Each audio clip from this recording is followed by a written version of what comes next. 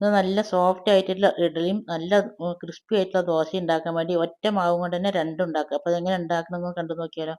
Video ഒന്ന് എല്ലാവരും മുഴുവനായിട്ട് സ്കിപ്പ് ചെയ്യാതെ കാണുക. അതിന് 4 കപ്പ് പച്ചരി എടുത്ത് നല്ലപോലെ കഴുകി വെള്ളത്തിലിട്ട് വെച്ചിട്ടുണ്ട്. അതുപോലെ തന്നെ അരി എടുത്ത അതേ കപ്പിന് തന്നെ 1 കപ്പ് ഉഴുന്നും 1 ടീസ്പൂൺ ഉലുവയും എടുത്ത് നല്ലപോലെ കഴുകി വെള്ളത്തിലിട്ട് വെച്ചിട്ടുണ്ട്.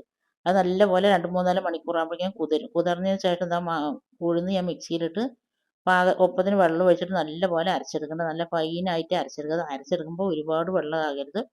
അതിന് ശേഷം അരി ഇട്ടിട്ട് ഞാൻ നല്ലപോലെ അരക്കുന്നുണ്ട്. ആദ്യത്തെ ബാച്ച് ഞാൻ വെറുതെ അരക്കണം. പിന്നെ രണ്ടാമത്തെ ബാച്ച് അരക്കുമ്പോൾ അതിലൊരു കൈപ്പിടി ചോറ് ഇടുന്നുണ്ട്.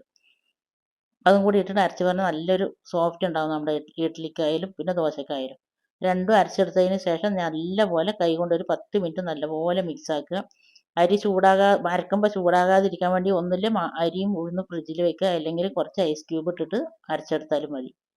ഇത് രാത്രി നിന്നിട്ട് ഫെർമെൻറ്റ് ചെയ്യാൻ വയ്ക്കുക. രാവിലെ ആകുമ്പോഴേക്കും നല്ല അടിപൊളി ആയിട്ട് ഇങ്ങനെ പൊന്തി വന്നിട്ടുണ്ടാവും. ഇതുപോലെ ചെയ്യാത്തവരൊന്ന് ചെയ്ത് നോക്കി. ഇതിപ്പോൾ രാവിലെയാണ്. രാത്രി ഞാൻ എല്ലാം കഴിഞ്ഞ് അതിൽ തന്നെ ഉപ്പ് ഇട്ട് വെച്ചിട്ട് നല്ലപോലെ അടച്ച് വെച്ചു.